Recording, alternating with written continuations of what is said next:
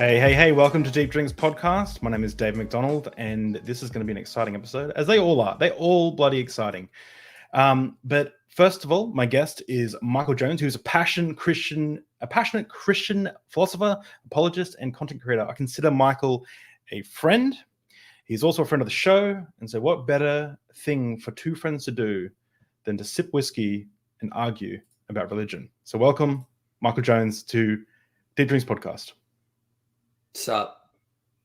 How you doing, man? All right.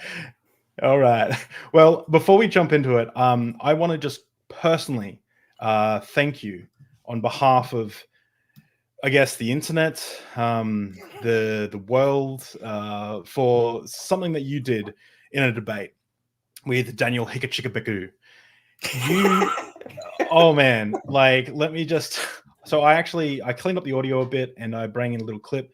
So you were arguing with Daniel about Islam, and you brought up child marriage, or that was the subject of the debate. The debate wasn't even Islam. He wanted to debate, should we allow child marriage or not? Just generally. I'm like, your funeral. Fine, your funeral. Okay, sweet. So this is a little 50-second clip I took from the conversation.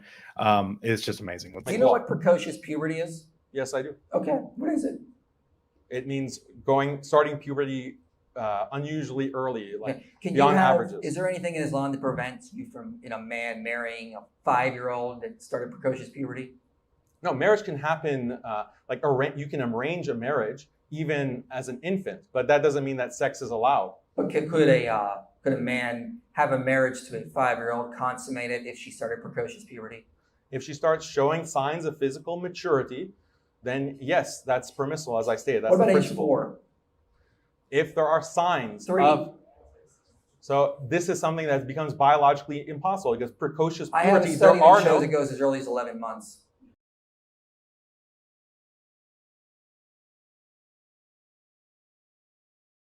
I was gonna have the oh no, but it's copyrighted, so I didn't want to. You don't understand. I was planning to ask him those questions at least 3 months in advance. I had worked that out.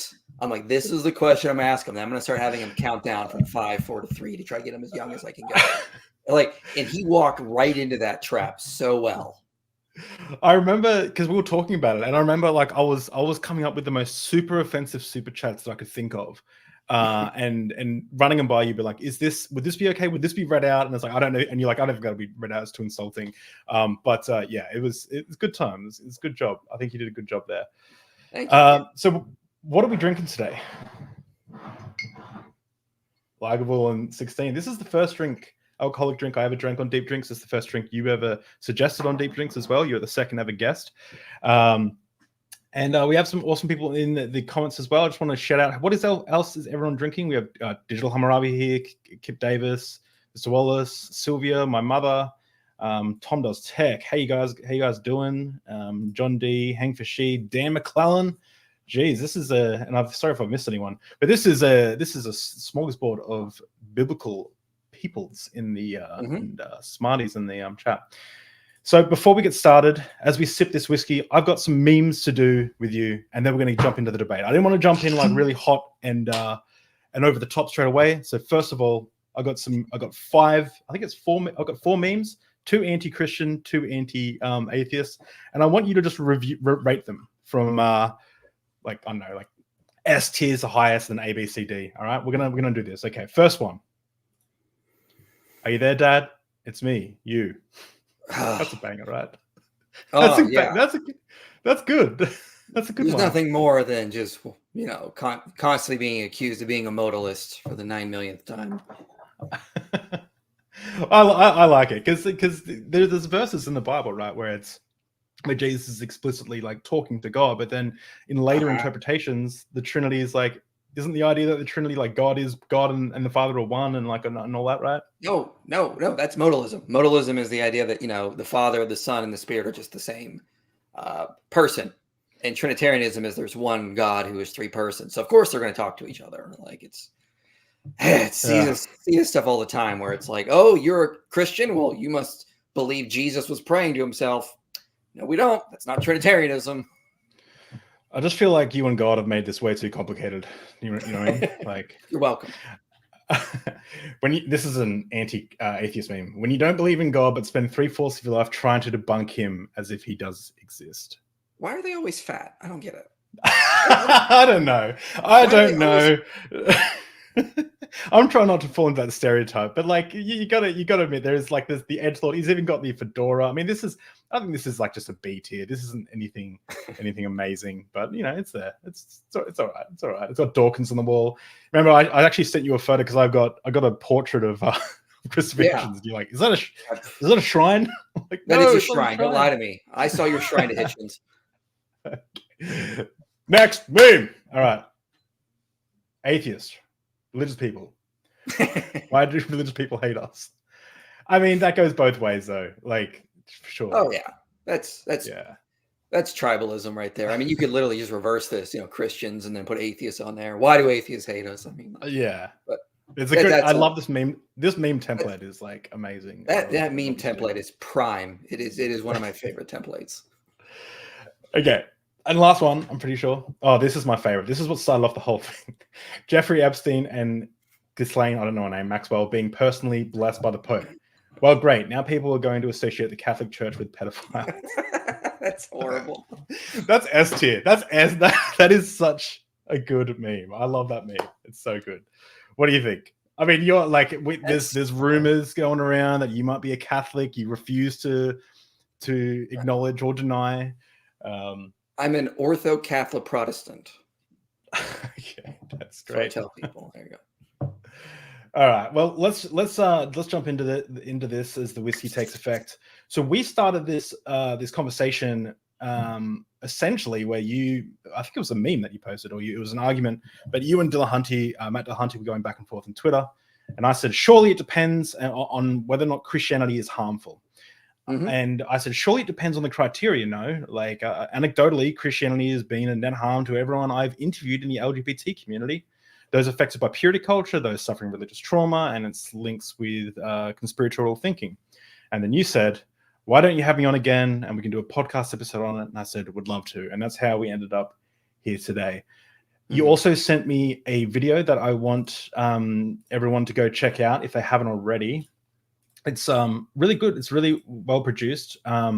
Is Christianity harmful? You hear yet and it's only 50 minutes long. Only 50 minutes, and you go through the studies and everything like that, and you build like a pretty good case. Could you talk a little bit about? I guess this isn't a debate, but it's more of a philosophical mud wrestle. But could you go through, I guess, part of your like arguments here, like your findings? Yeah, so that video was not just made by me, and a sociologist named Kenneth Vaughn helped me write it and produce it. So it wasn't just like coming from me. I worked with an expert on this one. So the basic idea is that it's kind of the accumulation of a lot of data I've done from debates. Like I've debated Matt Dillahunty on this, Aaron Rov, some guy named Vegan Gaines. I debated Michael Shermer on this topic. So it's just years of me sort of collecting this data and just putting it all together to debunk the whole myth that you get from a lot of internet atheists, which is that religion is harmful, specifically Christian religiosity. And we need to eradicate it so the world will become much more ethical, much more enlightened, much more smarter. And so I just start going through the actual data that's been published on this and just show, no, intrinsic religiosity, Christian religiosity in general, is associated with numerous benefits like self-control, lower levels of aggression, lower levels of depression, lower levels of suicide. It's associated with with good things like care for the environment. It's associated with lower levels of racism.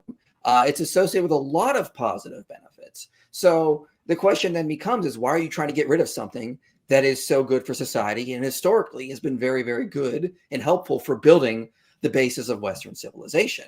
I'll see a lot of people say, the Bible's pro-slavery. Well, I mean, I could cite several historians that would say the reason why the abolitionist movement was so successful was because it was building on foundations it got from Christianity. We probably would not be as anti-slavery as we are now if it wasn't for Christianity.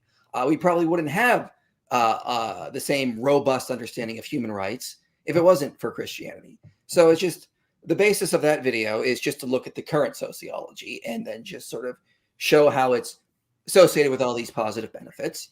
Right now I'm doing research to do the historical aspect of that, show how Christianity led to Western civilization and a lot of the positive benefits that we have. Yeah, and for the most part, like for a lot of it, like although my atheist blood was seething, I was seething through the whole thing. I have to agree that like the research, you seem to be well researched, and I tended to at least not strongly disagree on anything that you first brought up. There are a few things that I disagree with in principle, but nothing like really serious until I guess the later part of the video. So I kind of agree that Christianity can be a net positive for people like maybe going through the prison system. I think Islam is the same. Like and again, look, guys, I haven't prepared studies for this because I wasn't treating this like a debate.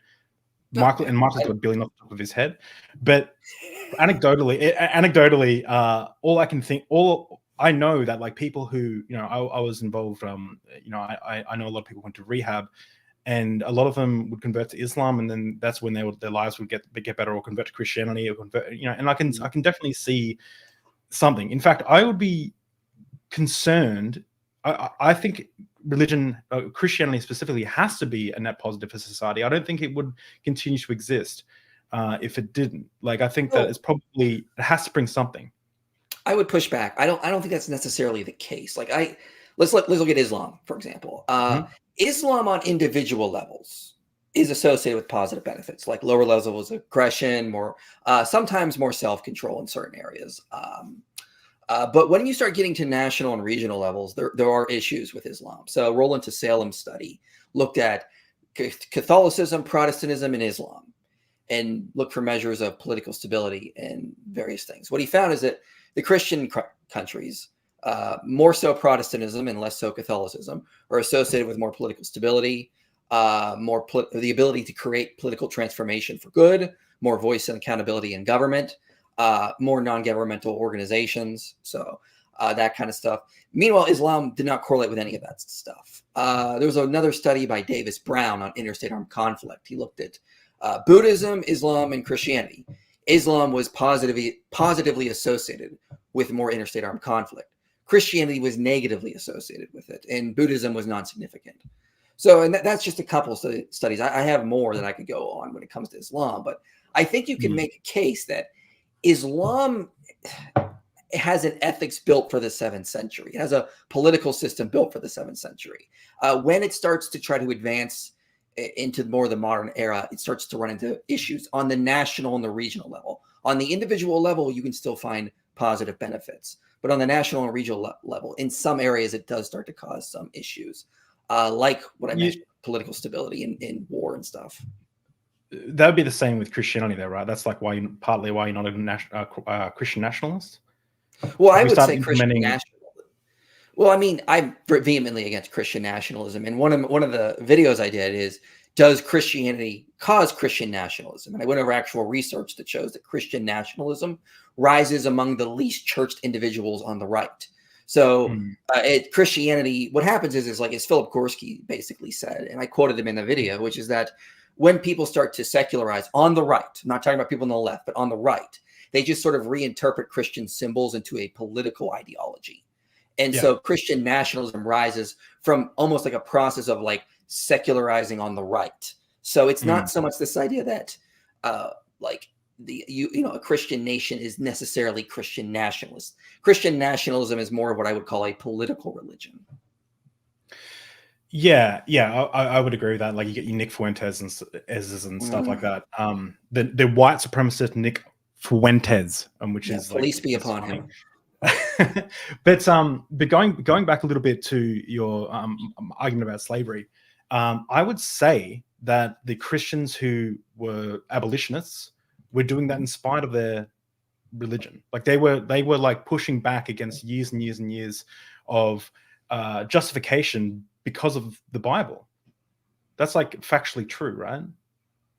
Well, not sure what you entirely mean, because slavery was the standard norm throughout civilizations up until basically Christian Europe started pushing back against it. I mean, the first guy to ever suggest the abolition of slavery was Gregory of Nyssa.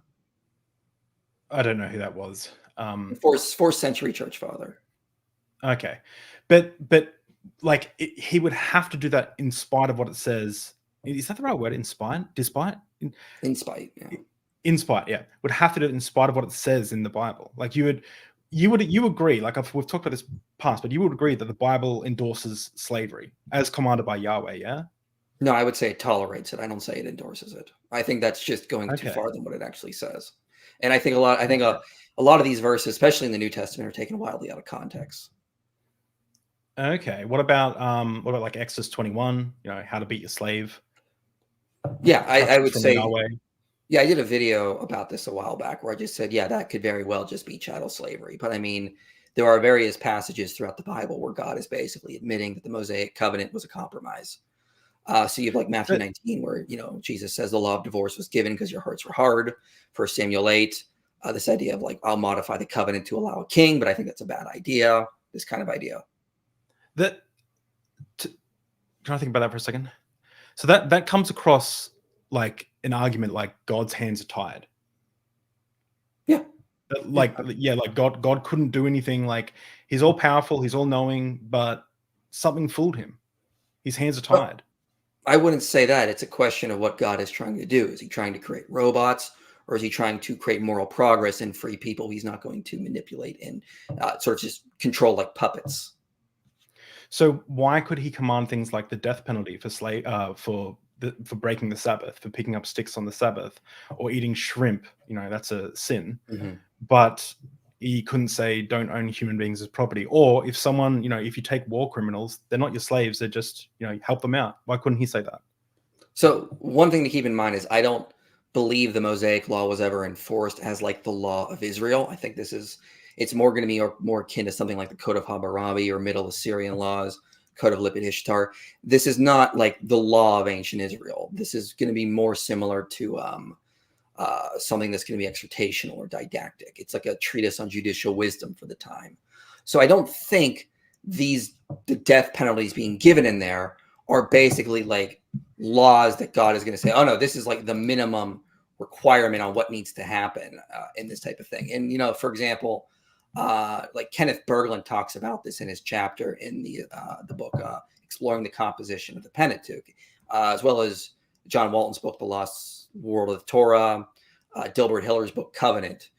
Basically, it's the idea. This is not the idea that they would have looked at this as like it's a law code. This is teaching the moral importance of something. This is expressing basically like how important these things are. So let me just quote Kenneth Berglund from Exploring the Composition of the Pentateuch to sort of give a better idea of what I'm trying to say. He says, to indicate why Torah should not be understood as legislative, we find substantial indications in the instructions given specifically to judges. Their Torah as such is nowhere explicitly said to be a source of ancient Israelite jurisprudence. In other words, it's not seen as an autonomous legal source with sufficiently comprehensive formulations to regulate and sanction the conduct of the people. It is a striking fact that none of the instructions to judges speak of consulting and judging according to the Torah. Instead, the judges are admonished to judge according to the more general standard of justice. So I don't think this was God basically giving like the minimal sentence. Like, you know, it's more about expressing the importance of these commands or the actual wisdom behind them than it actually being like jurisprudence. So like, were people killed for picking up? Do you think people were ever killed for picking up sticks on the Sabbath? I think, yeah, sure, it probably did happen at times. Under Yahweh's command. Perhaps, but I mean, again, I don't see what that has to do with like the actual topic at this time, because my whole take on this would be the idea of moral progress. So you basically have this idea that God. So let me give you an analogy. In the 1800s, Britain imposed child marriage laws in India. You could not marry someone under the age of 12. Now, Robert Woodbury notes that at the time, the British people wanted that to be higher. But in India, the Muslims and the Hindus rioted. It almost led to like it led to a lot of conflicts, basically. Mm-hmm. So his basic point was that this was like a slow thing, being like, all right, these people think it's okay to marry 9-year-olds. Let's start with 12, and then in a few decades we'll move it up to like 14, and then 16. That kind of idea. Yeah. My basic idea when it comes to the Old Testament is kind of something similar. You have people that are living in an ancient Near Eastern culture. they're going to be thinking certain ways. They're going to have very dark dispositions, I would say. And so the Mosaic covenant is a way to sort of further humanity along a little bit more until it can get ready for like the prophets to come and then the new covenant. So it's about this idea of moral progress. God tolerates certain things in there because it's helping humanity slowly get to a better place. I can, that's to be blunt, and like people, I asked if I could be blunt. I called you, a week ago and said, how hard can I go? Be blunt. But to be blunt, that sounds very much all too human. It sounds like what every society around the world has done. It seems like it has nothing to do with the all-knowing, all-powerful creator of the universe. And furthermore, is like, I've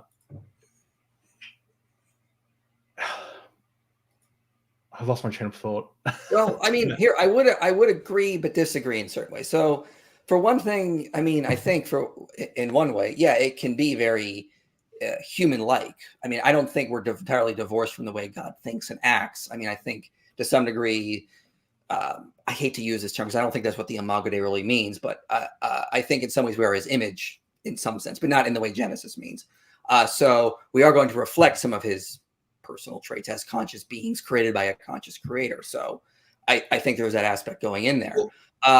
And I would also say that, there is aspects that John Botero talks about, or John Walton talks about, that the Mosaic Law was quite revolutionary for its time and how it sort of phrased things and presented. Oh, it may have been. Well, let me run this. I forgot I'm not very good with words.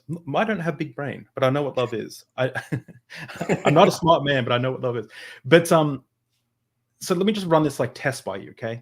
Let's say that we lived in a society. Let's say there's a third testament that comes around that isn't the Book of Mormon, but it's like, there's another 10 commandments come down, and we're living in a society that's just rampant with sexual immorality. People are sleeping with each other. Everyone's a sex worker. Like, it's just like everyone has an OnlyFans. Michael Jones has an OnlyFans. Like everyone does, right? Don't tell anyone. Do you think God would give instructions on how to operate that sex work? Do you think God would be like, oral only on Thursdays, anyone that has group sex must do it, with a baby piglet? Like, what do you think God would do that? Like, what does your internal intuition go, no, God would never do that? Like, that sounds insane.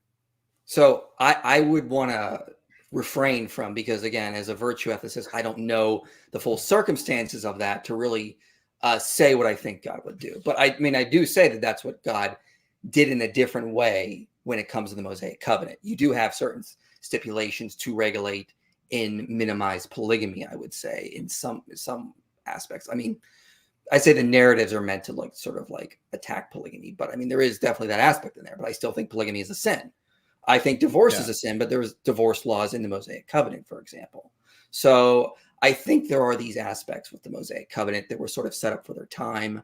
And again, it's psychologically speaking, this is a far better way to get people to, advance through moral progress than it is to just sort of this is the way it's got to be. And you could compare this, for example, to our attempts to spread democracy to the Middle East. And these places typically collapse back down into dictatorships because the culture of that time is just not ready for a type of liberal democracy that we have. And they tend to collapse quickly back into dictatorships a lot of ways. So people need to be ready for certain actual moral aspects to be sort of further along. And sometimes we do need to implement moral progress with certain people if we want them to freely advance along, freely advance to a better place. So I think real world experiences attest to this, and I could give other examples if you want. No, I think I understand what you're saying, and someone get me on a debate, because the job of deep. I was talking to Josh Bowen about this yesterday. Dr. Josh is my job on Deep Drinks is to try and understand the guests as best as possible. This isn't a debate platform, but man, I'd love to debate someone one day. So someone get me on a debate, because I want to come up with brutal opening statements. Well, I mean, here's the thing I want to say. Here's one thing I always ask people. I can look at historians like Samuel Moyn, Tom Holland, the book Christianity and Human Rights, an Introduction, where every chapter is a different author, edited by John Witt. And what I find a lot of historians saying is that Christianity was crucial for ending slavery. It very much was. It's not the only factor that led to the end of slavery, but it was crucial in a lot of ways. How is it that if the Bible is pro-slavery, why is it the book that was crucial for ending slavery? Oh, I would push back. It's not the book that was instrumental. It was the Christians. I think Christianity has morphed into something that's very different than what the Bible teaches. Like, you got prosperity gospel teachers. You've got Greg Locke. You've got, like, these are Christians, but they're not necessarily following the stuff that's in the Bible. Like, all right, let's pretend for a moment that we don't get our morals from anywhere but the Bible. Okay, me and you, we have no idea. Like, if someone asks us if we can stab someone, we're like, we have to go and find a verse on stabbing. Like, everything, our morals come from the Bible. Okay, so how do you then argue against slavery? Like, what are you bringing up to say that slavery is wrong? Okay, well, I would bring up a lot of the same verses that the Christian abolitionists would use, where it talks about freedom, or about the letter of Philemon, that or Ephesians, for example, where it says give us some verses, because the verses have to then negate what's being talked about in the Old Testament, where God, because if you were to say slavery is wrong, right, forever and all eternity, it's objectively wrong, then you're saying that what God commanded in the past was wrong, in which you're then making a moral stance against God, unless, like, Jesus came along and, like, redid it like he did with divorce, but he didn't do that with slavery. So let's go to the New Testament, for example. So a passage people always bring up to argue that the Bible is pro-slavery is Ephesians 6, I believe. Yeah.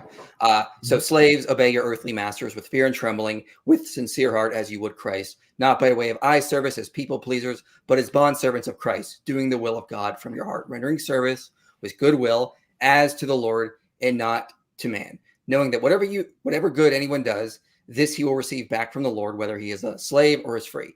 And then verse 9 says, masters, do the same to them, and also stop threatening them. So everything that Paul just said that slaves should do for masters should also do for slaves.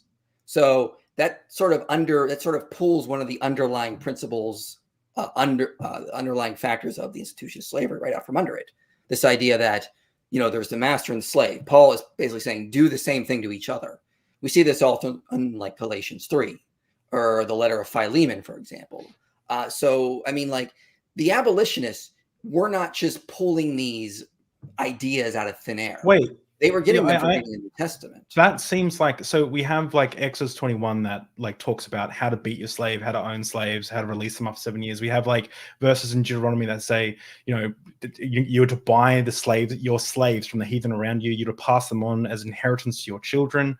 And then the verse that you say negates all of this is what? Like, masters don't threaten your slaves.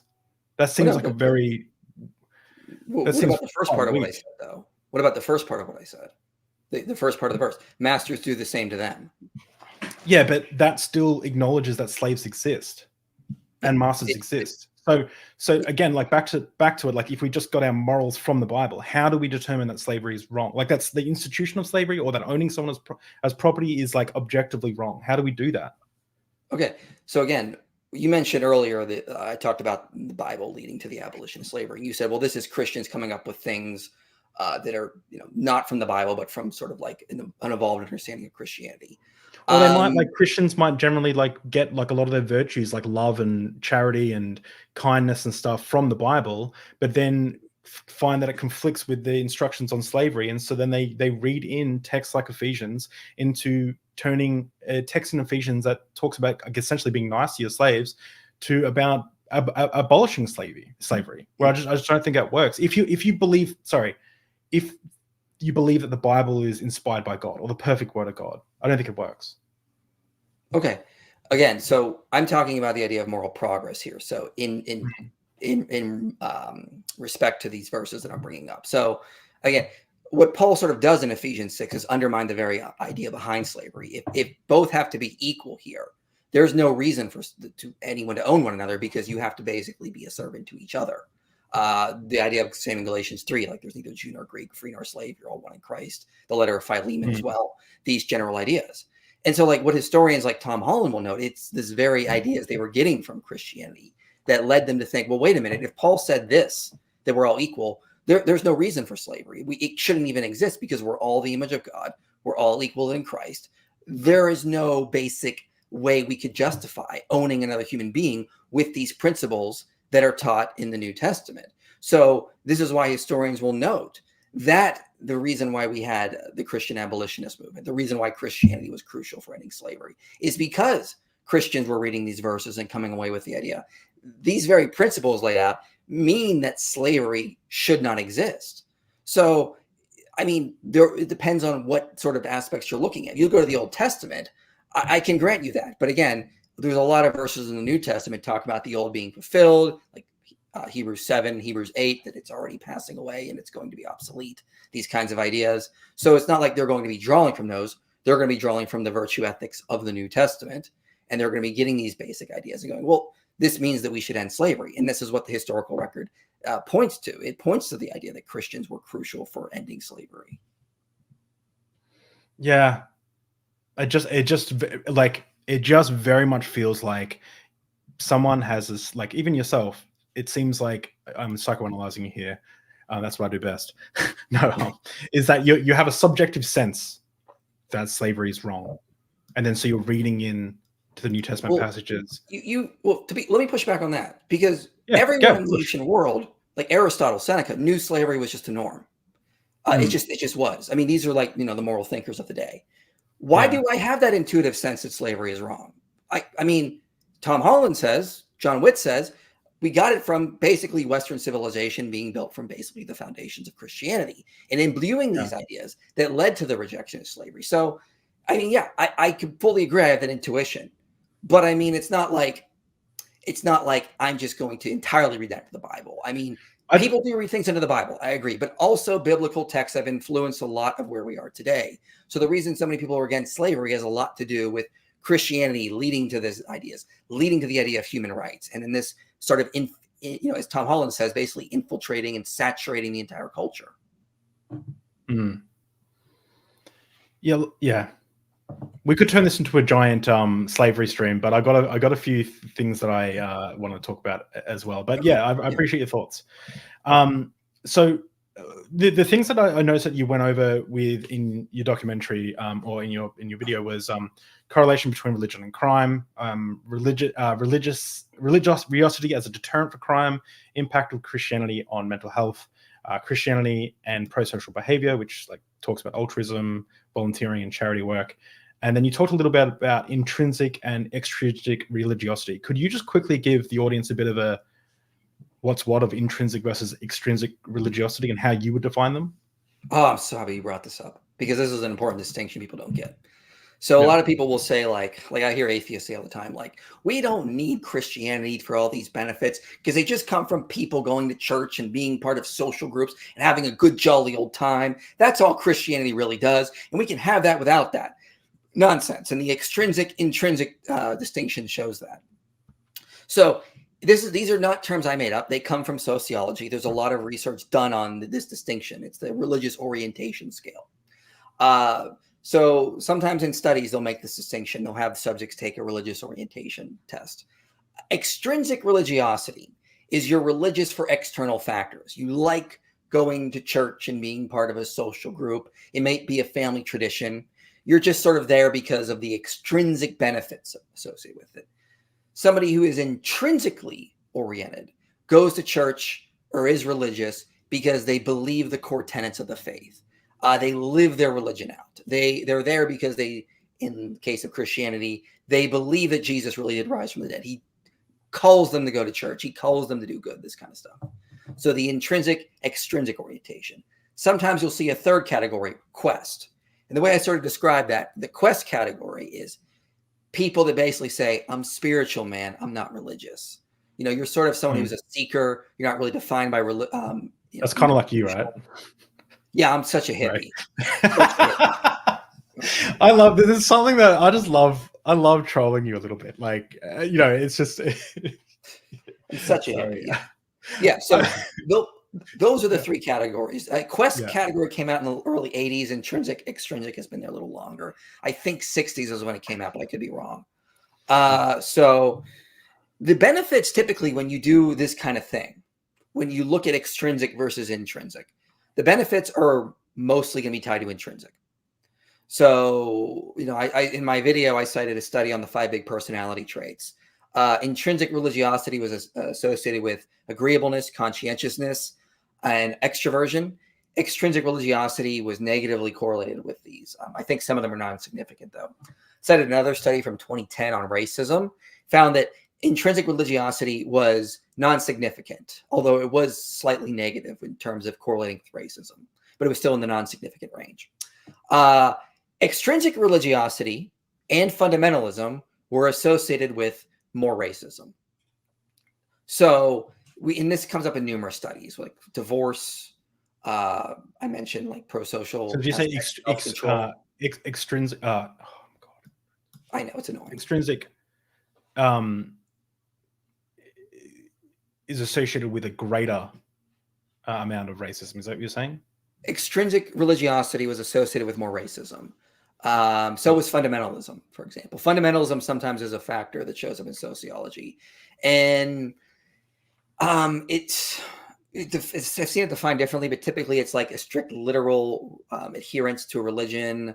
You have to take everything the Bible says kind of literally. You're very fanatic in terms of how you interpret things.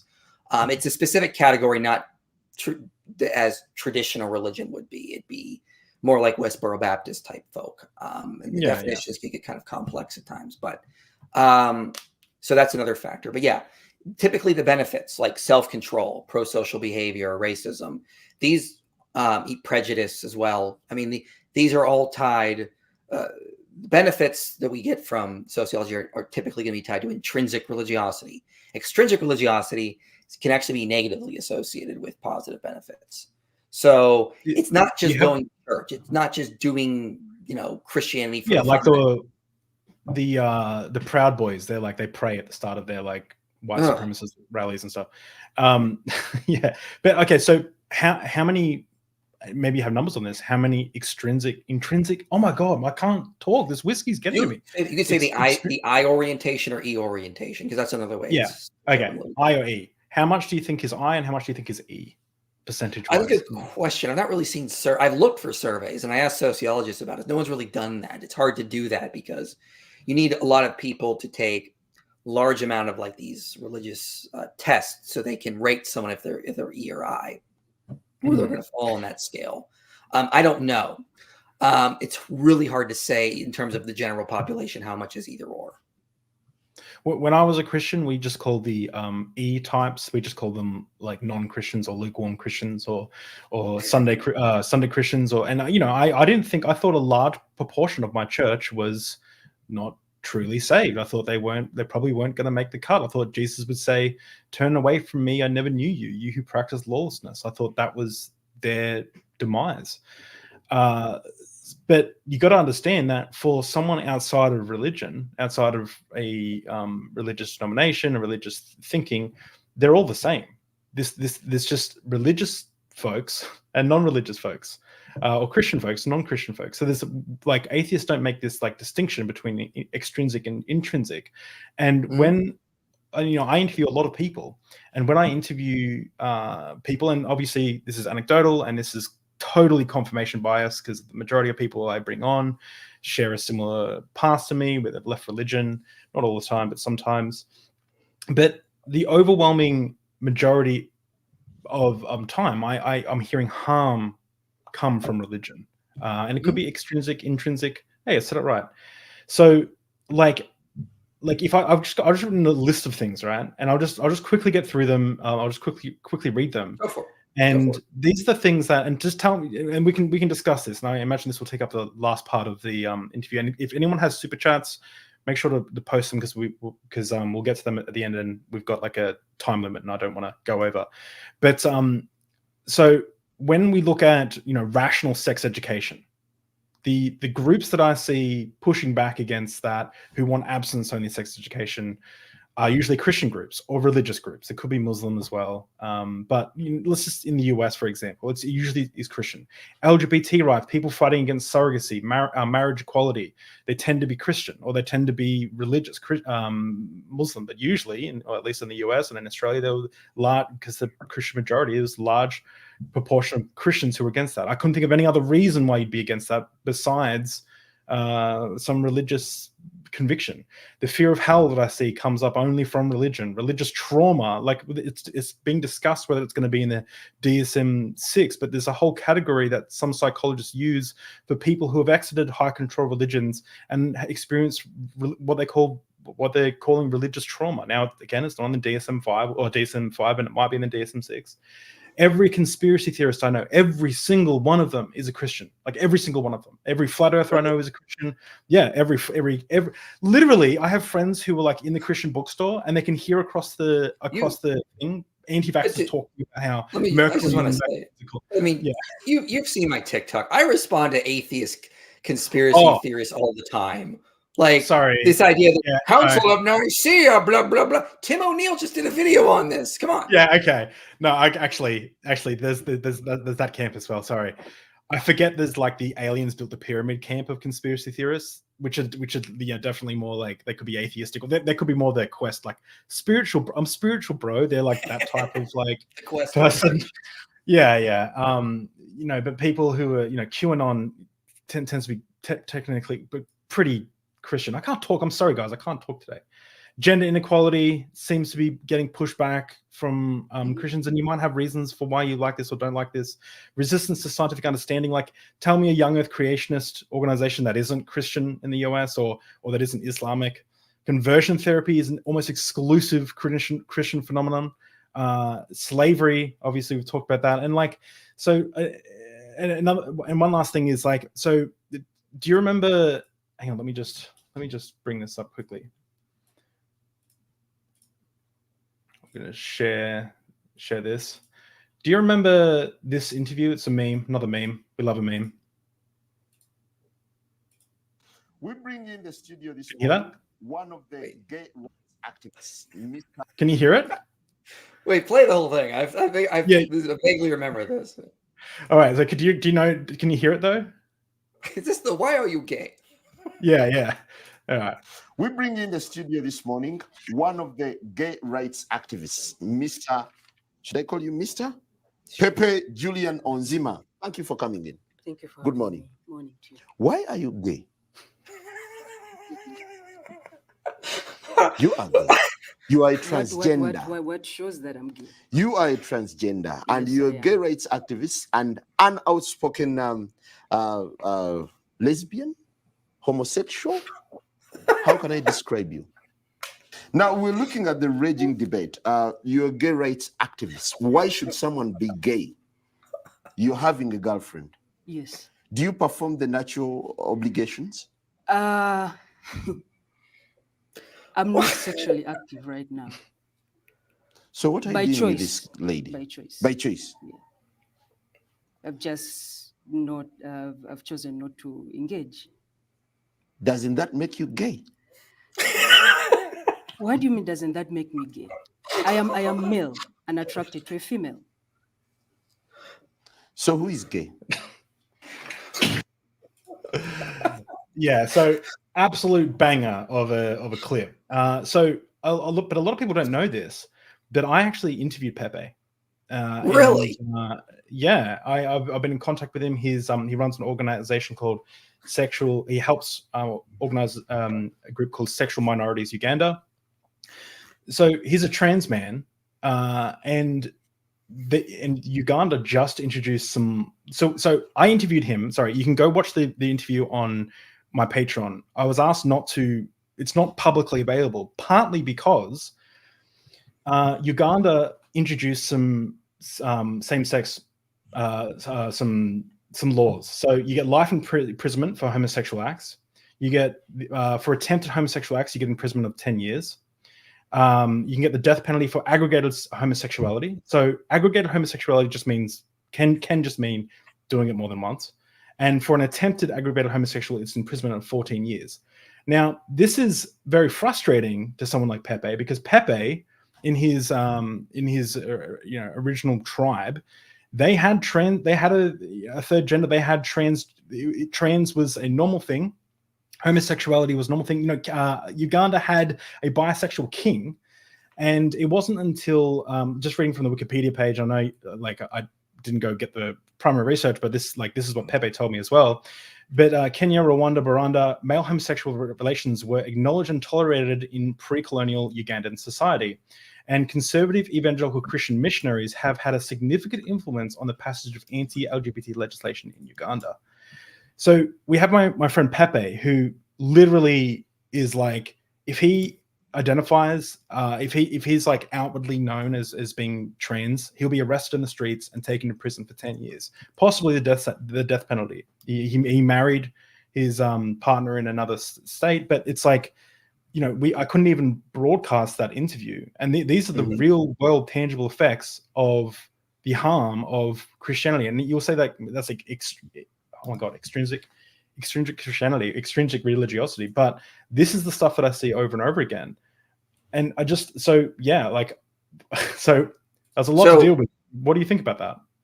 So there's a lot I want to say there. So let's start with just the basic, and then I want to, if we can, I want to bring up that study I mentioned the other day with you. Yeah, sure. And I can bring up some other ones as well. So let's talk about something called the fundamental attribution error. So if you and I were working at the same company and we hated each other, and let's say you always came in late for work, I would probably be like, well, yeah, that's what atheism does to your brain. It makes you lazy. People don't want to actually come to work. They have no reason for living, yada, yada, yada. But if I came in late for work one day, I'd be like, well, no, that wasn't because of Christianity. It's because traffic, or, I didn't get my coffee, or my alarm didn't go off, this kind of nonsense. This is an attribution error. When we attribute, for example, people that are not of our ideological tribe, we attribute their behavior to their ideology or their beliefs, but we don't do that for our own tribe or our own beliefs. So we constantly will say, look at those Christians or those atheists doing something over there. That's because of their beliefs specifically. And it's not because of other circumstantial issues. And when it comes to our own tribe, we will often just attribute it to circumstantial issues, not ideology. Now, I hear what you're saying, though. You're saying this idea that, look, but they're saying they're doing it because of the Bible, these kinds of things. Okay. Well, let me give an analogy here. So in 2015, Penn Jillette, you know who Penn Jillette is, right? No. Penn and Teller. Do you know who Penn and Teller is? Oh, yeah. I know who he's he is. Penn. He's Penn Jillette from Penn Teller. He wrote an article in 2015 in the New York Times called "Atheism Should End Religion, Not Replace It." And so he's also said some other things sort of like this idea. I've seen Dawkins say some similar things. Let's say there was an atheist who read this article, read a lot of what Penn said, and said, yes, atheism should end religion. Therefore, I'm going to go out and shoot up a church. And he does. Could we say that Penn Jillette's article or his writings caused this man to go shoot up the church? Or could we say, that's not what Penn meant. This guy took him out of context because he didn't understand the full picture. He just saw some snippets of something he liked, and he interpreted it to be violence.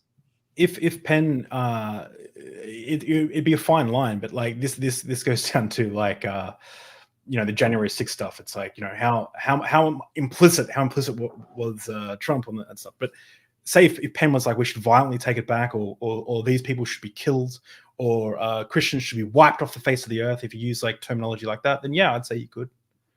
Okay, but he didn't use that terminology. He just said atheism should end religion, not replace it. So, well, then if he said that, then I would say that it's less a problem. Yeah. So sometimes people will hear certain things and they will misinterpret it. They'll take things too far. So another example, Nathan Johnstone, who is an atheist, he wrote a book called The New Atheism. He says this in his book. He says the oppression of believers by atheists, and in the name of atheism itself, is simply an historical fact. So he's talking about the totalitarian regimes. He has got a whole chapter on how the Soviet Union had the League of Militant Atheists, and their entire goal was to eradicate religion in the name of like a state atheism, godless society. And so, but what he says, this doesn't mean atheism caused this, but people have died in the name of atheism. people have committed horrible things in an attempt to get rid of religion, but that doesn't mean the atheist ideology as we know it necessarily caused this, just because people have done bad things in the name of atheism. Likewise, people do bad things in the name of Christianity all the time. That doesn't mean Christianity is necessarily the cause. We got to be very cautious from looking at bivariate analyses where we say, let's look at a country. In this country, there's Christians, and also there's a high murder rate. Coincidence? Yeah, likely, because we need to do a multivariate analysis. We need to have robustness checks. This is why we rely on sociological studies to find what the actual factors are. For example, in my video, Is Christianity Harmful? I note research does show Christianity is associated with more LGBTQ prejudice. However, studies done in the US and Brazil have shown that it's only associated. It's probably not a driving factor, because when you factor in things like right-wing authoritarianism and traditionalism, they explain the whole relationship. And even when you factor those things in, religiosity is actually negatively associated with prejudice. So it's just associated on the surface level. When you actually dive into the research, it doesn't seem like the religious aspects are causing this. And this is why I also brought up that study that I sent you yesterday. What is it? Unpacking unpacking the drivers of LGBTQ legislation. So they say, and this is in the Journal of Homosexuality. I swear I just read the Journal of Homosexuality for educational reasons. It's not for any other reason. Don't make any insinuations. Do they have pictures? No, they don't. No. So, but this is a very, very recent study. Do you want to bring it up? Do you want to bring the study up, or yeah? Because I have some comments to make.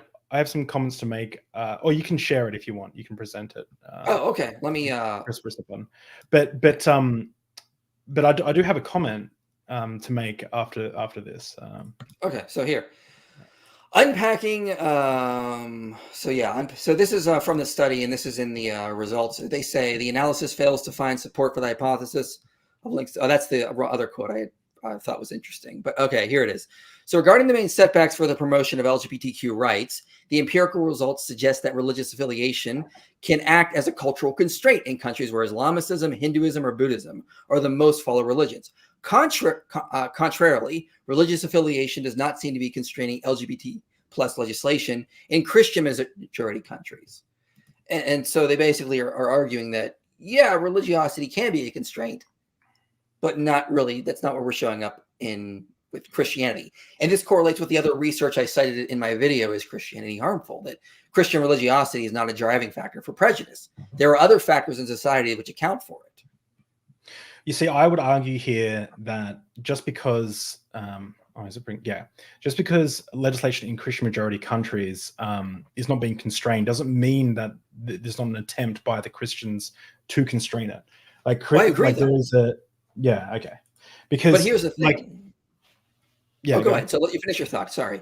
Well, my thought is this whiskey is really hammering me. To me, it's 11 in the morning, so it's really hammering me today. So my thoughts are all scattered. But no, I've got Scottish heritage as well. Well, you're Scott. No excuses for you. Yeah, yeah. So like when a big part of my deconstruction was seeing my friends be I guess lied to and persecuted by the church when the marriage of same-sex marriage plebiscite was happening, and I was debating a lot of people on Facebook and things like that. And I remember talking to my ex-youth pastor's wife, and she said that she's not going to tell me how to vote, but she went away and prayed for it, and God told her how to vote. Now, it's my inclination that God told her to vote against same-sex marriage. Now, that's just an assumption, but I'd say it's I'd say it's almost 100%. So my question would be, let's say there's an intrinsic Christian, intrinsically religious, someone who's like a man after God's own heart, a woman of God, and they pray. Do you think that they're going to come to the conclusion that they should vote for marriage equality, or do you think they should uphold traditional marriage values? I don't know. I don't know the people. I don't know what they're praying. I don't believe we pray to God and God is going to give us answers. Like we're going to audibly hear him or like hear a voice in our heads kind of thing. I think that's a more fundamentalist, charismatic understanding of prayer that I just don't find in the Bible. So it's a weird analogy. Yeah. I don't know. Well, like, do you think, just like if there was a private vote, do you think most Christians, intrinsic Christians, would vote for marriage equality, or do you think they would vote, like, how would you vote? Well, I'd like to keep my politics completely private, Yeah, but I mean, all I'll say is I'm definitely more of a libertarian in terms of a lot of things. Yeah. Back then, my argument was always, I've never known for us to legislate Christian values then adds to more people getting saved. I don't see how that would ever work. Well, let me. I did want to comment on one thing you say. So you said Christians are doing this. I agree. Christians can be quite prejudiced, can persecute people, can be quite rude and disrespectful. The question is that coming from their intrinsic religiosity, the specific variable of Christianity? You know, for example, there was a couple years ago, a vegan went up and shot the headquarters of YouTube. And like, I saw all this stuff on Twitter after about, that's what veganism does to your brain. Kind of like, no, I mean, just because a vegan may attack a farmer, that does not mean veganism is what drove them to be violent. We cannot just say, we cannot do this sort of attribution error. We just go with people and we go, oh yes, that one variable, the one variable I like to blame is the one that's actually the cause. People are complex. There are multiple variables going on and motivating factors. And sometimes we don't even know our own motivating factors for why we do things. You know, some people might say, like, the reason why I, hit my wife, like some nut job said that, it would be because she didn't make me dinner. Or maybe it's because, you had a very abusive childhood and that actually would cause you to be abusive. It has nothing to do with her. Sometimes we just attribute motivating ideas wrong. So this is why we need sociology, psychology to study these kinds of things, to know where the associations are. What are the most likely causes in this case? And so, for example, John Witt, writing in Christianity and Human Rights and Introduction, notes that in line with the study you just had on the screen, that Christianity was very crucial for bringing about human rights, the idea of religious freedom, the idea of equality, the idea of using more fairness in government, the idea of separation of church and state. And I think this is why we see Christian nations being the leaders among, when it comes to Islamic, Buddhist, you name it, any other sort of nations, in terms of giving equal rights. Is there going to be pushback from Christians in those nations? Absolutely. But it's hard to say that that's necessarily going to be the motivating factor when the sociology doesn't bear that out. When the experts weigh in and they go, well, probably not. There seems to be some other issues going on here, like right-wing authoritarianism, which tends to rise up for people on the right among unchurched people who identify as Christian. So they become unchurched, they start reinterpreting religious symbols in terms of a political ideology, and then we get things like Christian nationalism. We get things like right-wing authoritarianism. When it comes to more churched individuals, it doesn't seem to be correlating well. So I fail to see that the actual data is going to bear that out. And again, there's also the historical case that scholars like Tom Holler and John Witt have made, that Christianity leads to more human rights, leads to more equality over time. And we see this bearing out in the data now. Mm-hmm. It seems to be the case that the church is becoming more accepting of, in general, seems to be more accepting of LGBT rights. But again, I would LGBT folks, but I would again argue that seems to be not because of what the Bible teaches, but because of, I guess, social norms. Where do those social norms come from, though? I mean, I don't know. I'm not a sociologist, but like I know that like we talked about this last time we talked about morality. Like, where does morality come from? And I kind of hold the perspective that morality is subjective and that we kind of build what's right and wrong based on. I don't mean it. I will grant you that for the sake of this conversation, but where do those subjective and social norms come from, though? I mean, this is one of Holland's points, is that they came from Christianity saturating the culture and making people think more about equality.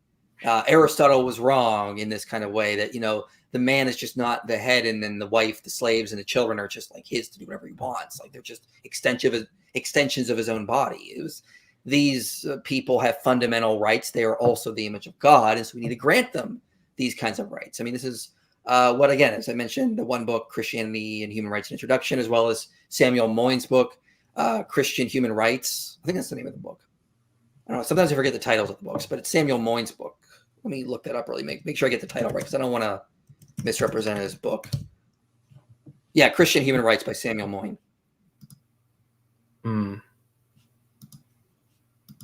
like here's my basic point is that I see a lot of people criticizing the Bible, and that this is not even a point that I got. This is a point that Tom Holland makes. People criticize the Bible with the very ethics they got from the Christian culture that the Bible led to. So it's like people sit around and say the Bible is bad because of this. But I mean, if you go take the ethics of the ancient Romans and the Greeks, they were nowhere near where we think. They thought slavery was the norm. They thought they were better than the barbarians in terms of just ontology. They thought women should be second-class citizens. They used children for sex. I mean, this is what children were for. I mean, John Martins wrote a chapter in a book called "Do Not Sexually Harass Children," where Christians came up with new terms to accuse the pagans for what they were doing to children and why it was wrong, and we need to get rid of this standard thing you've been doing for centuries. This kind of thing. There's a lot of ways that I think people have overlooked at the way Christianity has saturated the culture. How can you attribute like the good things to Christianity but not the bad? Let's here's. Can I bring up a slide? Actually, I will make a point this way. So this is a point I made in my debate with Aaron Raw. I don't know if you ever saw that debate with him. I did. I watched about half of it, and I appreciated that you said you were drinking whiskey, and I appreciated that you guys because I watched that and I was like, "Fuck, Aaron Ra's got him," and then I watched what you said and I was like, "Oh fuck, Michael's got him." I think you both had pretty good points actually. Anyway. All right, no, that's not my screen. Wrong screen. No. Okay, let me share the right screen. Okay, let me bring up slides I have. Are my damn slides? Oh, there they are. They just showed up. They took a second to show up. Okay, so this is a slide I've commonly used here. This is basically the point I've made in the past. If you want to show Christianity leads to something harmful, there's an easy way to do this. And I've seen atheists criticize this point in certain ways, which I'll push back on in a minute. So basically, it's like, look, if you want to say that Christianity leads to harm, there's an easy way to do it. The Bible says X.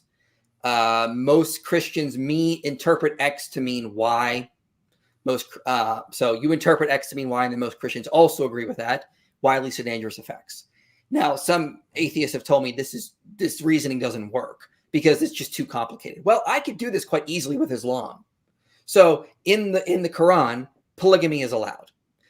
Polygamy is endorsed. In the Hadith, polygamy is definitely endorsed. So in the Islamic corpus, polygamy is allowed and endorsed. Most Muslims interpret this to mean polygamy is allowed and endorsed. Okay. Actual meta-analysis done within the past few years have shown that polygamy leads to extreme harm for women and children, leads to mental disorders, leads to all sorts of harm within the family. Polygamy is just not good for women. It's just a way to oppress them, and it's horrible. So I could easily show, look, the Quran says polygamy is okay and says you can have up to 4 wives if you want. Most Muslims interpret this to mean that, yes, you can have up to 4 wives and it's a good thing. And it actually leads to harm. So if you want to say Christianity leads to harm, do it the same way. Show me a place in the Bible where it says, like, take an Old Testament verse. Okay. It says, to do this to a slave. Most Christians don't interpret that as an actual command for them. They understand this as part of the old covenant. That's what's fulfilled in the new. They are now under the stipulations of the new covenant. So they're not going to interpret it as a command for them. So it's harder to say. They did. For the longest time, they did.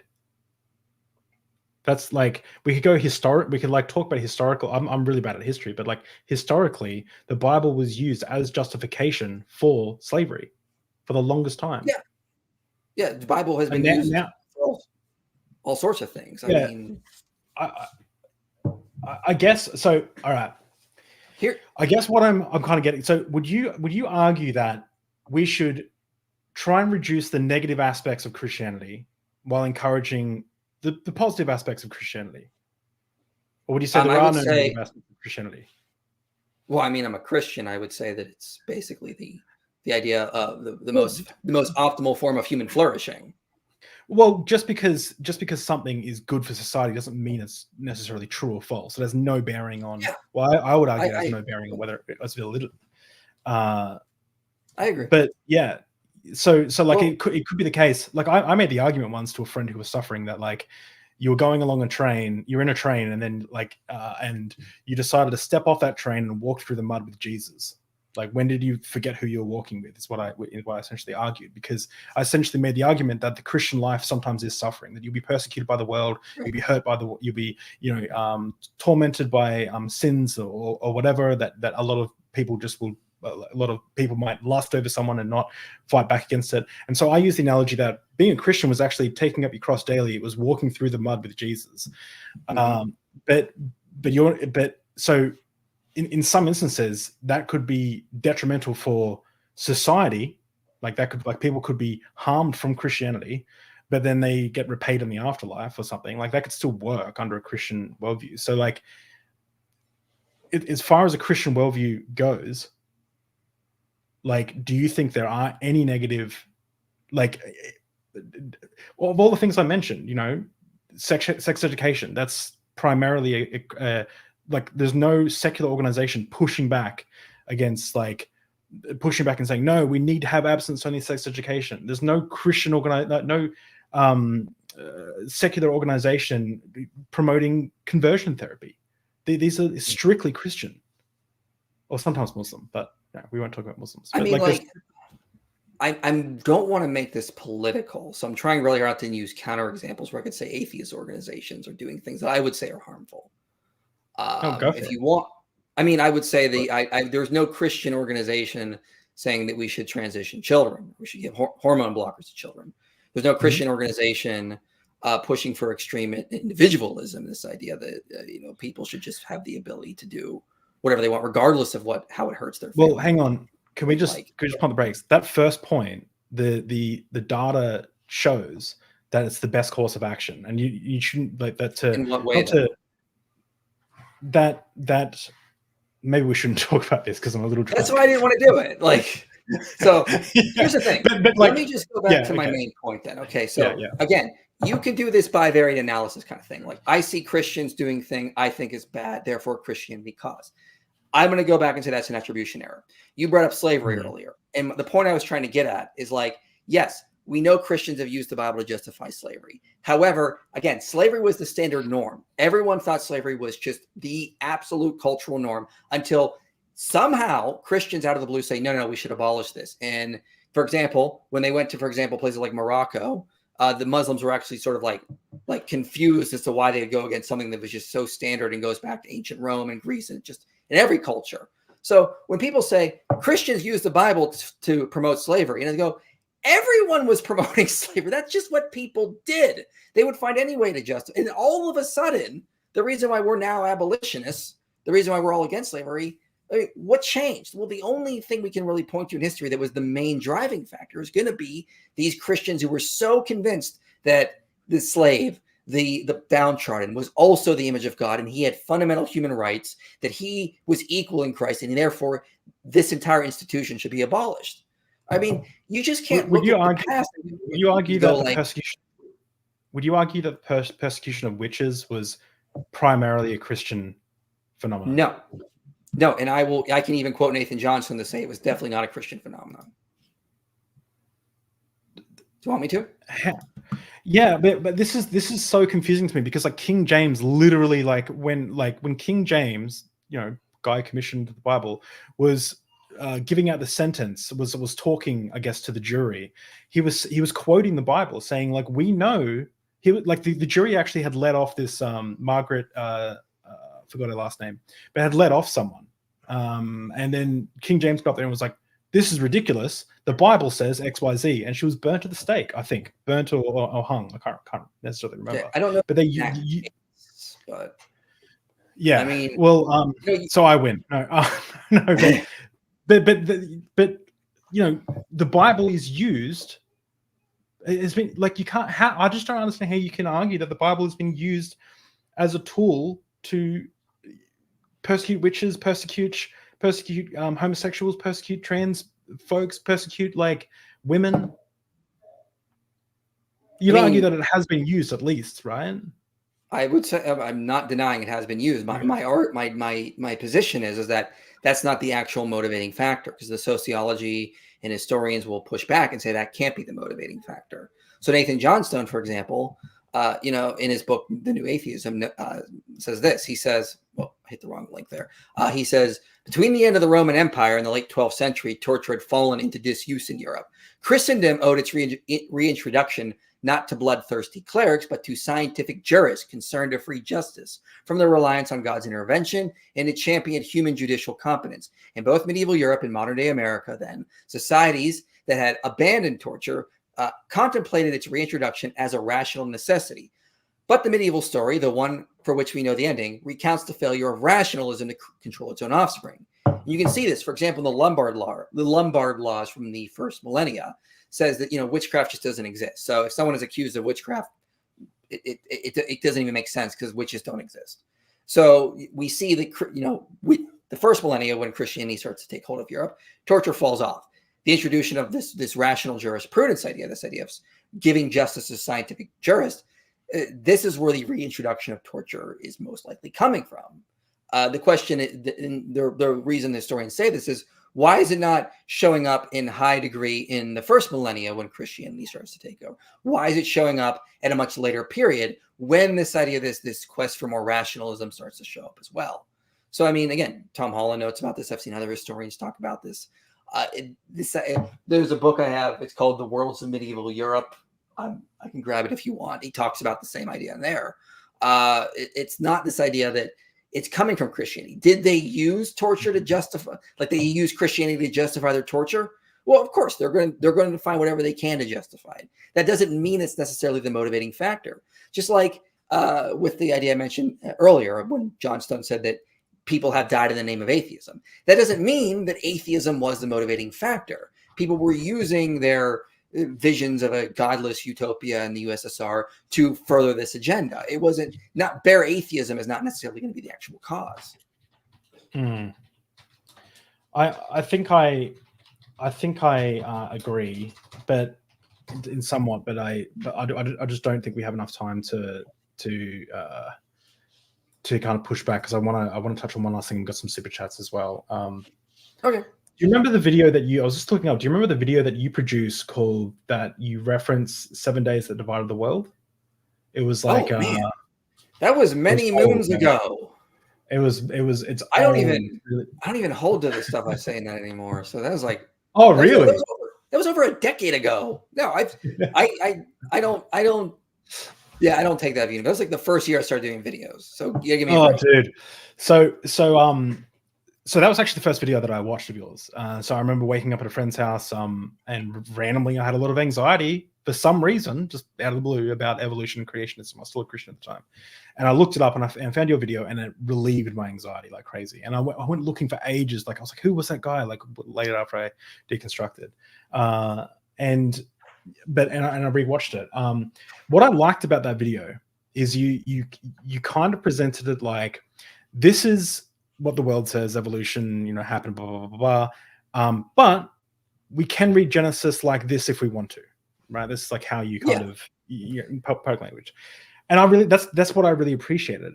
But what I've seen, and not just with you, but with a lot of apologetics, I guess, since then, and maybe this is a bias on my behalf, but apologetics seems to run like a car salesman lot, right? There's like the Islam camp, there's the Christian camp, Christian like cars. If I walk into a car salesman lot, and probably you can hear Atlas screaming in the background, apologies for that, but if I walk into a car lot, apologize for a screaming child. That's the music of God right there. You should enjoy it. I'll take them and bash them against the stones, right? Happy because how dare you. So if I walk into a car lot, the person is never going to, like, he's always going to suggest that he or she is always going to suggest that I purchase a car. They're never going to say, hey, maybe you don't need a car. Maybe this car isn't right for you. They'll always find a way to make it work. And this seems to be the case with apologetics. And I just want to get you to weigh in on this before we jump into some super chats. But it seems like there seems to be a really straightforward interpretation of a text, and it conflicts with the apologist's already determined Christian worldview. So then they will make up a way to make those two fit. So, for example, slavery is like something we've talked about. You have these internal things like, oh, slavery is obviously not right, and then you'll find a way to make it work. When if you just read the text as historical text and you go, maybe this wasn't from God. Maybe these were just some folks who believed in the God. It makes total sense. It makes total sense that everyone around the ancient Near East is doing slavery. The Israelites are going to have their own version of laws around slavery. Like that, it makes sense from a naturalist perspective. The same thing with LGBT rights. The same thing with everything we're talking about. And a big one is the same thing with when I did a whole video on Myth Vision about this, but when Jesus said, "I'm telling you the truth, this generation will not pass away until they see all these things happen." And when I say all these things are the coming of Son of Man on the clouds, great famines, earthquakes, and God returning with trumpets and everything. There's a lot of ways that you can hand wave that away. You can say, it did happen. It happened in the 60s CE or whatever, like some, I think preterists do or something, I can't remember. And then there are other people like yourself who will say, that was a prophecy from Jesus, and it wasn't fulfilled. Like the prophecies aren't like fortune telling into the future. It was a prophecy that wasn't fulfilled because we didn't preach the gospel to all the land. That's what you would say, right? I would say that prophecies are conditional, and there were certain stipulations in that prophecy that were have not been fulfilled. Therefore, the aspect of the return of the Son of Man has been delayed, in line with the typical cultural context of the time. So, and I cited a lot of much more educated and smarter way of saying it. But essentially, so my issue is, and I want to get you to weigh in on this, is like, is there ever going to be anything that you discover that goes, maybe this is man-made? Or is there always going to be a way that you or any other apologist can find a way to make something work? And does that bother you? I mean, I've said before, if you want to convince me it's man-made, come up with a better explanation for the resurrection. This has been my sticking point. Paul says in 1 Corinthians 15 that if Christ has not been raised from the dead, this is all pointless. So, and this is why there are versions. There are versions of Christianity that do accept that Jesus rose from the dead, but reject the Old Testament. Like Marcion was a great example of that. They believe Marcion was so like. You also have to remember Marcion basically gutted the New Testament and said, like, oh yeah, what Paul was saying here is wrong. Let's get rid of Matthew, Mark. We'll keep some of Luke, and we'll get rid of John. This kind of thing. So it's the first canon, baby. Well, there's a lot more complexity there. Let's be honest. I mean, yeah. Oh, of course, yeah. So I mean, like that's the thing. This is why I've had debate specifically on if Jesus was buried, because a lot of atheists don't even think Jesus was buried. So I love having that debate because I feel like this is a good place for me to show that I don't think that atheists are being consistent with the actual evidence laid out here, and go from there. But let's look at this from more of an objective standpoint. I feel like, to be honest, you kind of gish gallop there, and there's a lot of accusations thrown out about like. Well, yeah, it was a big old gish gallop. Yeah, yeah, a lot of accusations were sort of like hand waving things away and just trying to make it fit. Okay, if that's what's going on, everyone does that for their own worldview. Everyone does that for their politics. I'll take American politics as an example. I saw when Obama was president, Republicans were losing their mind because how could you elect a narcissist into the White House? How dare you? The moment Trump was the nominee, he's not that. He's a little narcissistic, but I mean, like, you gotta people made excuses when in the early 2000s, the Democrat Party was vehemently anti-war. The moment Obama gets in, the anti-war protests just stop. People did all sorts of convoluted loopholes to justify the political positions they want to. So I'll use that as an example. So if that's all I'm doing, that's all everyone is doing for the worldview. You're accusing me of hand-waving things away in the Bible that I don't like with. I could just accuse you of taking the least charitable interpretation of the biblical text so it fits with a naturalistic worldview, and it doesn't actually lend credence to the idea Christianity could be true. I did a video a while ago called Are Christian Scholars Biased? And basically, there's documented evidence that researchers like George Yancey have done that shows there is actually what he calls Christianophobia in academia. There is actual documented evidence of bias against the Christian worldview in academia.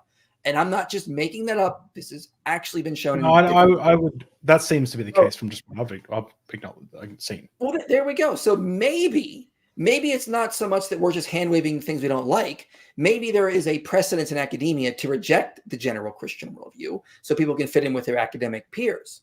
Now, I don't want to go down that road. The road I just said. I prefer just to debate evidence. Yeah. Dang it.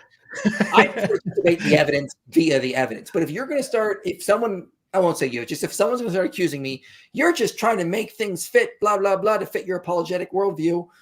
Okay, that's what everyone's doing. And maybe that's also happening in academia with this anti-Christian bias stuff.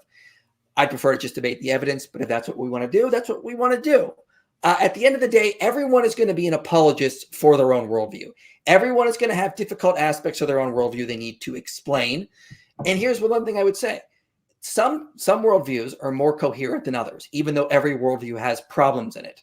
So I could say, yeah, maybe some verses you bring up, they're a little bit harder for me to explain. But it's because I have a much larger worldview that I think encompasses far more of the data, has more explanatory scope and explanatory power, and can explain things in other areas far better than your worldview can. You would disagree. You would say your worldview can explain more data. And even though you would admit there are some rough edges here and there, you would think that it covers more in other areas. That's why you hold to it. Yeah, of course. Yeah. So that's where I would push back in that way.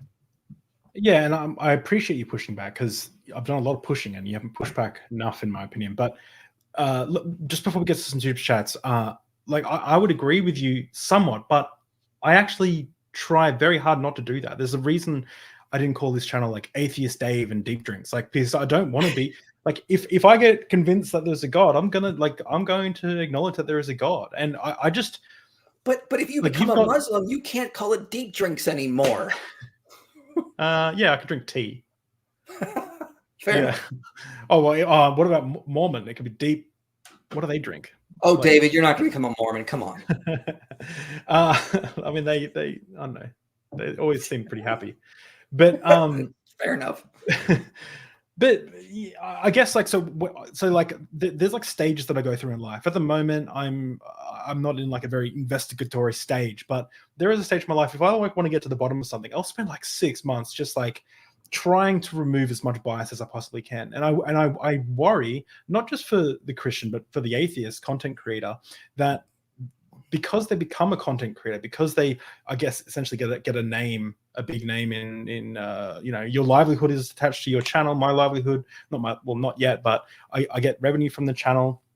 I worry that someone whose like mission is I am the King Atheist, or I'm King Christian, or King Islam, that they actually lose the ability to intellectually investigate things without bias. Like they can't get past their own bias. It'd be so much harder. Like imagine if Jordan Peterson decided to become, you know, like a Muslim one day, or become an atheist. Like he would, like most of his audience would like disappear, because his whole thing is pretending to be a Christian. Anyway. Well, I get what you're saying, and I don't like psychoanalyzing people. I can only speak to myself on this. Look, when I came out as a theistic evolutionist, I lost donors. When I came out against, you know, premillennialism, I lost donors. When I came out against Christian nationalism, I lost donors. I have gone down this road before. At the end of the day, we're all just doing our best. We all are biases. We all have worldviews we want to defend. None of us are actually looking at the data purely objectively, in myself included. I admit that. Yes, there is an aspect of me that wants Christianity to be true, because I find good aspects of it. I'll be honest, there are some days I don't want Christianity to be true, and it'd be much easier to come out as that Christian apologist who's just become an atheist and, oh my goodness, think of all the interviews and amazing book sales I could do with this kind of nonsense. But I mean, like, there are benefits to both. I could see a path if the evidence made me convinced. Look, here's the thing. If I was convinced that atheism was true, let's say Christianity was false, I wouldn't become an atheist like some of these popular YouTube atheists. I'd become someone more like Tim O'Neill or Tom Holland. I talk about all the benefits of Christianity, the historical benefits, the sociological benefits. I may not be convinced of it, but I would be, given how much sociology I've studied on this, I still want to live in a place where the majority is Christian, because I see all the benefits that flow from it.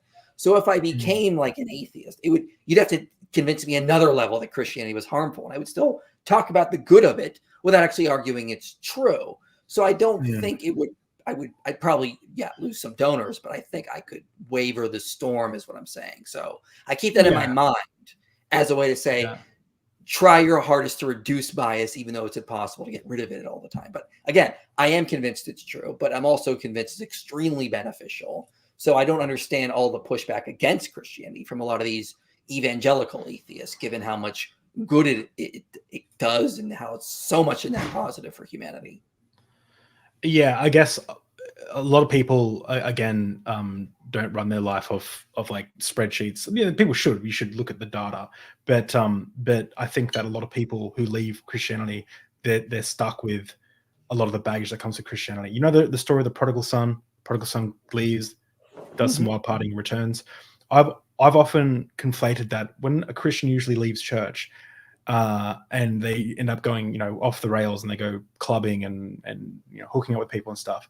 It's not long until they return to church, and it's not necessarily because God's calling them back. Maybe that has a little bit to do with it, that they feel this conviction or something. But I would say that a big part of that is actually that when someone leaves the church and that social structure and those belief systems and stuff, they actually have no way of dealing with like real world problems. Like all of a sudden they can't pray when they feel shame. They can't, when they feel guilty, when they feel hurt, when they're, you know, when something happens, they can't pray. They don't have that social structures. So they actually feel really lost. And I've seen a lot of people who walk away or start, you know, start clubbing or going or sinning or walk away from God, and they immediately make some really poor decisions. And it's like they're just a bit lost. They're just all over the place because they don't have that they haven't been taught how to, I guess, live in a world without Jesus. And I think that's a big part of it. Let's get to some super chats. I know I hope we're going to try not to run too much over time, but Nosk Informant, thank you for the $20. Bad people make religion harmful. Unfortunately, this happens more often than good people making religion helpful. But I agree with Michael here. Early Christian sects practiced egalitarian/union-like lifestyles that were good. Yeah, I would. I don't know if I would agree necessarily. This happens more often than good people make religious helpful. I mean, I just think we don't notice a lot of the good because we get a lot of our information from the media, which is purely sensationalist and always pushing the stories that are going to make us emotional. And social media has put us all in echo chambers. We react to things that make us emotional. We rarely react to good things. I mean, the Catholic Church is the world's largest non-governmental provider of healthcare. I'm sitting on numerous studies. I'm working on a video right now on all the benefits from Christian missionary activity, increased literacy rates, more female equality, more economic growth, more hygiene habits, more access to medical care, like all these things.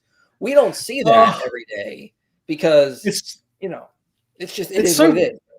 It's so wild to me because everything that you're saying, like better rights for LGBT folks or whatever, those things you say, I imagine that a Christian isn't like, that's like anti-Christian, like, you know what I mean? Like my family went to see Mean Girls and they were like, and part of my family went to go see Mean Girls and they were like, oh, I didn't really like all I haven't seen the new one, but like there's homosexual lifestyle in it. It's like that was in the original.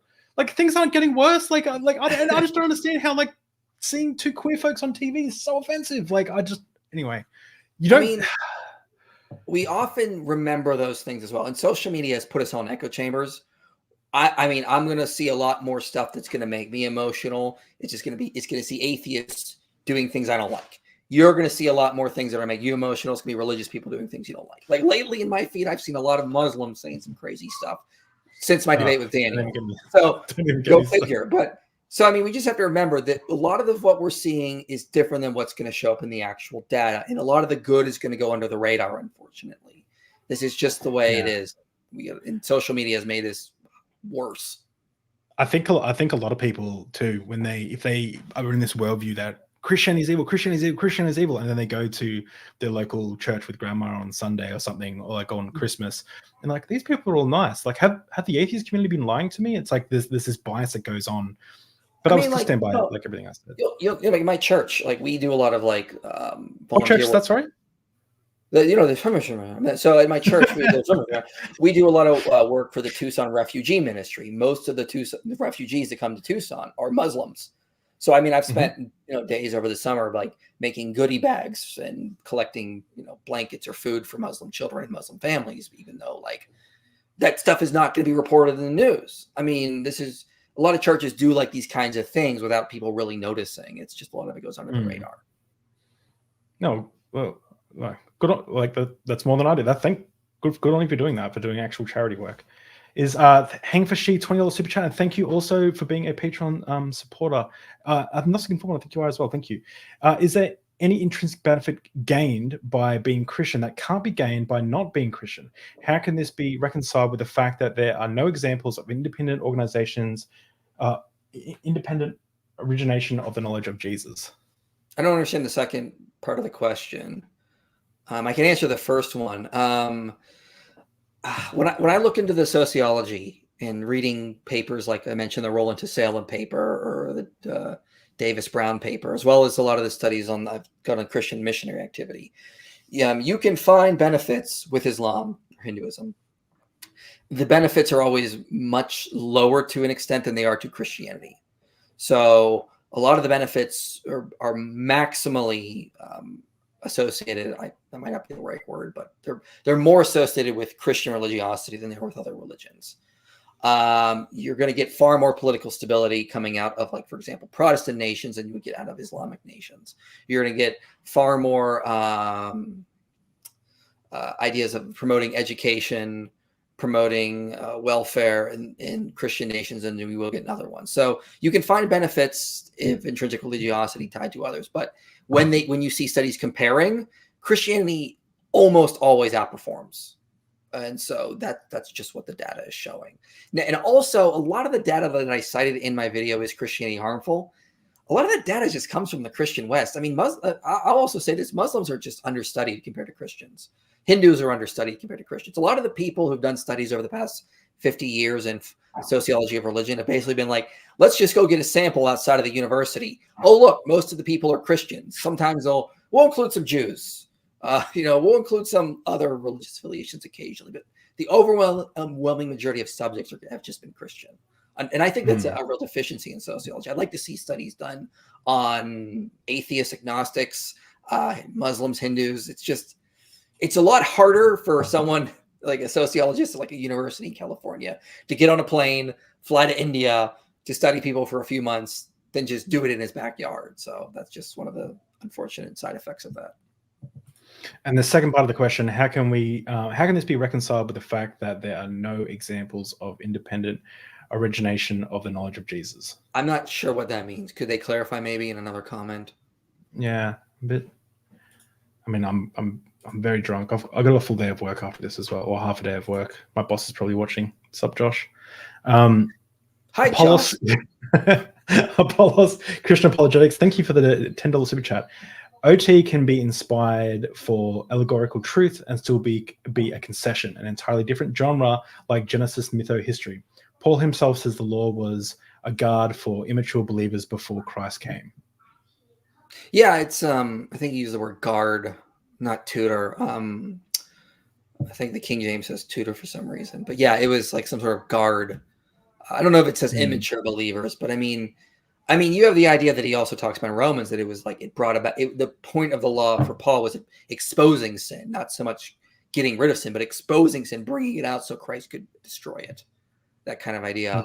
So, I mean, there's a lot more complexity there, and the way the Christians have understood a lot of the Old Testament laws throughout history is not just, well, Exodus says this about slaves and women, therefore that's not what we see coming out of Christian societies at large and what has produced Western civilization.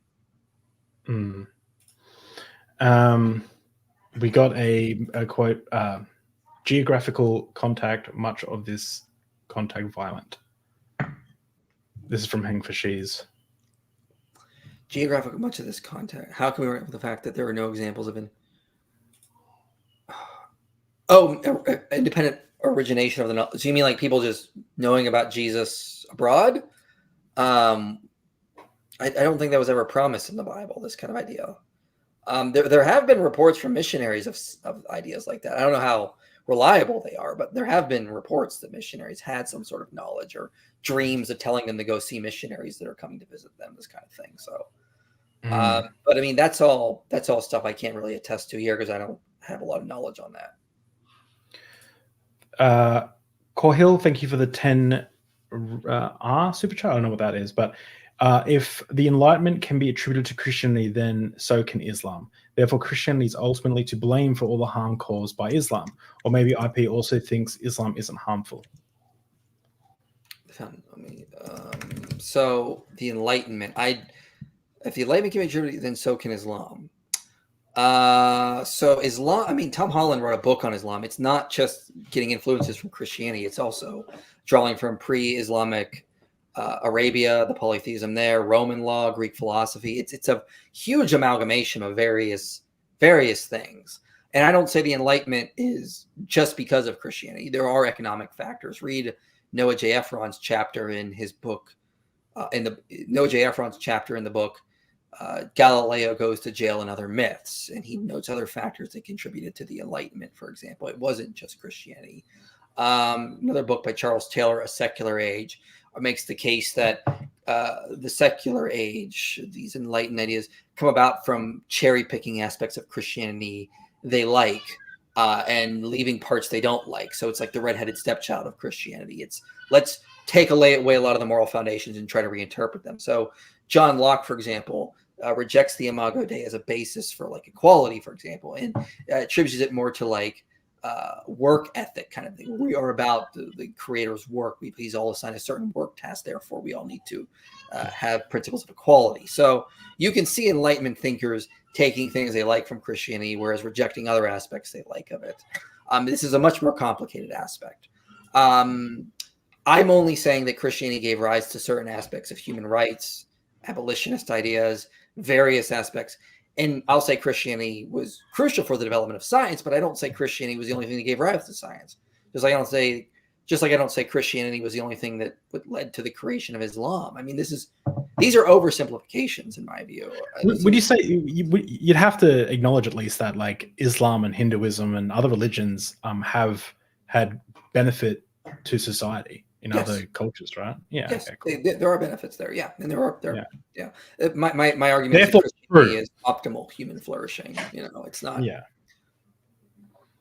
Yeah. I remember we talked about this last time about optimal about morality in general, and we have a very different perspective on that. I mean, if we had all the time in the world, I'd go back into that, but we don't. The last super chat, thank you so much from Skeptics and Scoundrels, $10, and thank you for being a Patreon supporter as well. Guys, we have new tiers on the Patreon. Go check them out, and there's a free tier as well. So go join for free so you can check out the community live streams and hang out. It'll be a good time. Thank you for this $10 super chat. I see a burning building. I throw fuel onto the fire. I then help put it out. Do I deserve praise, or should I be held responsible for the fact that I made the fire worse before helping?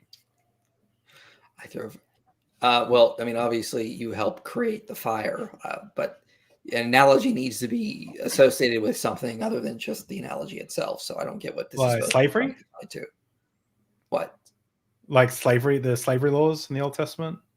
Like instead of God saying like, I'm just guessing, but this is where I go to, but like instead of God saying, hey, don't own people as slavery, or maybe take in the virgins for yourselves, don't have sex with them, and raise them and then let's send them on their way to be merry and happy in the land of milk and honey, rather than take them for yourself and rape them. Well, I don't think Numbers 33 was a command by God. Okay, but you know what I mean? Like, when it comes to like slavery, like slavery, where I brought that up in my debate with Daniel Hikikuchi. So then my pushback again is going to go to the comparison that we saw in India with the British saying, let's start to get rid of child marriage slowly but surely. Let's start to introduce ideas to start up, raising the age of marriage slowly but surely.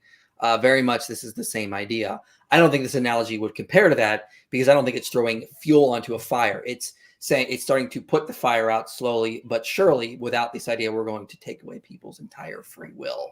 We're going to start introducing revolutionary ideas that Jean Bottero talks about, or John Walton talks about in their books, that this is going to slowly start to disintegrate the practice. And again, this is what we see coming out of Judeo-Christian culture. Well, this is actually a really good analogy, because it's like with the slavery thing, instead of like God pouring a big bucket of water over the fire,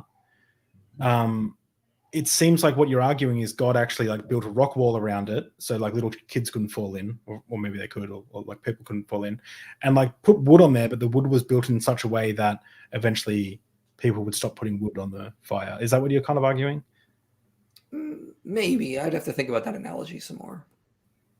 Where like, I guess a lot of the criticism that I hear is like, why didn't God just pour them the old bucket of water? Well, we're assuming it would have taken. I mean, if the biblical narrative is true, God gave them some ideas in the Torah to keep, and the moment they get into the promised land, they immediately reject them. They immediately just start doing all sorts of horrible, evil things that they were not supposed to do. This is what Judges narrate. So we're saying, well, why didn't God just get rid of slavery and introduce democracy? Well, obviously it wouldn't have taken, given that they couldn't even keep the limited things that they were supposed to do. Like they're supposed to care for the stranger, and the prophets are always going, why aren't you caring for the stranger? Like this is filled through the. So I mean, like maybe God knew what he was doing when he said, look, I'm going to introduce a little bit. I want you to keep, and they can't even do that. Maybe humanity is more depraved than we realize. And that's why we need a savior to begin with. And it's not until, and it's this idea of this Genesis 1 to 11 is the degradation of humanity. And then Genesis 12 to the end of Revelations is God slowly but surely trying to get us out of there. And it's just hard because we're just we don't want to listen. Yeah. And just to wrap up, I'm very curious, and this might be a long answer, so I apologize, but what do you hold as true in the Old Testament? Like, do you think the primeval history actually happened? Like, do you think Noah's Ark happened? Do you think the Exodus happened? Like, what? Yeah, I mean, but I don't take the young earth view. I mean, like, I say that Genesis 1:1 should be translated as when God began to create heavens and the earth. Yeah. Earth was welter and waste. In fact, I think there's even a strong case to make that might even be saying underworld, not even earth. But that's another story entirely. But I mean, like, yeah, I think there was a little Adam and Eve, but I don't think Noah's Ark. Yeah, I think it was a local event kind of thing, and I think it was more about Noah being a prophet kind of aspect. So, I mean, I follow John Walton and Trevor Longman in this, and that the numbers in that account are not literal; they're symbolic. I do think there was a literal Exodus. I did a whole series arguing it happened during the Ramesside period. I think the Abraham conquest of Joshua, all of it, like when you say an Exodus, because I know that some people will say like the Exodus happened, but it was like from the Babylonians, and we just like reworked it to be. Or do you think like they literally crossed the Red Sea, the sea, the water parted, Pharaohs, and everyone was chasing them? Yeah, but I mean, like, read the text. It wasn't like Charlton Heston. It says a strong east wind blew the water back all night before the land bridge happened. I mean, it wasn't like that'd be awesome. The idea of water going up. It was a little bit. I did send you a meme of Beyblades, and you didn't even get that. I mean, I'm too busy reading books. I mean, like. There's this meme apparently in the Beyblade canon. Does anyone know what Beyblades are? Those things that you like rip and then like spin around, and like there's in the canon of apparently Beyblades. That's what Moses used to split the Red Sea. He like used a Beyblade to cut the Red. And I'm like, oh my god, this is amazing. The more you keep going, the more I want to give you a wet willy and take your lunch money. That's so good. Well, Michael, look, I know that you come into the Lions Den this morning, and I know that I've pushed back a lot. Look, if you ever want to bring me onto your channel or bring me on somewhere, and you want to push back on me and my naturalistic worldview, I'll be more than happy to do it. Thank you for being a good sport. Thank you everyone in the comments for the most part for being respectful in asking questions. Not a lot of Christians or people, apologists, will come on the channel or talk to atheists like me. So I really appreciate it. Thank you, Michael, for coming on. It's been an absolute pleasure. Thank you for choosing the best drink in the world, whiskey. Is there anything you want to say before we wrap up? Yeah, you can follow me on my channel. I'm going to be doing some more videos on this topic soon. Like I have a video I'm working on called How Christianity Changed the World, where I'm going to go through various studies showing Christianity led to more education, more medical access, these kinds of ideas. See other videos like that as well. So working on my reliability of the gospel series, a lot of other aspects like that. So there's there. Which videos are? Does Christianity cause war and violence? Does Christianity cause Christian nationalism? Those are two kind of related videos to what I was talking about today. Oh, I guess this is the new For You section. Go check out links in the description let me just actually dump it in there right now in the chat. But go check out this video, and I encourage everyone, maybe you can get some people doing some like replies to it or something, but go watch it, because I was actually surprised at some of the statistics. Of course, obviously I haven't done a deep dive, but yeah, go check it out. It's a good video, well produced, and I think you make some good points. So thank you, Michael, for coming on. And with that said, I'll see everyone later.